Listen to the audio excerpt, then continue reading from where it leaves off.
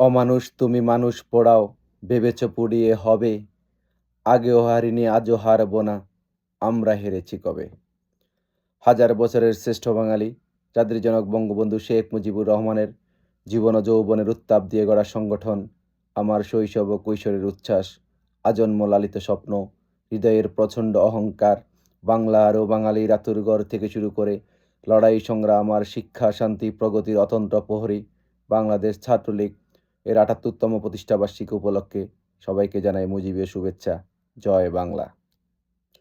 আজকে ছাত্রলীগের এই সবচেয়ে বিপর্যয় মুহূর্তে আজকে একটি কথাই বলতে চাই।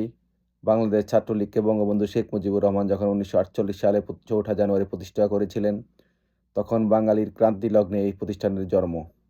১৯৫২-এর ভাষা আন্দোলন থেকে ৭১-এর মুক্তিযুদ্ধ, ৭৫-এর দুর্বিষহ শেষ দিনগুলি, ৯০-এর সেই আন্দোলন, সব কিছুতেই বাংলাদেশ ছাত্রলীগের অবদান ছিল অসামান্য।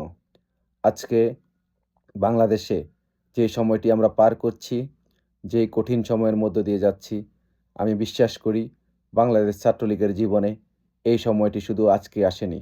অতীতেও বিভিন্ন সময় বাংলাদেশ ছাত্রলীগের নেতাকর্মীদের জীবনের বিনিময়ে বাংলাদেশে হাজারো ষড়যন্ত্র মোকাবেলা করা হয়েছে।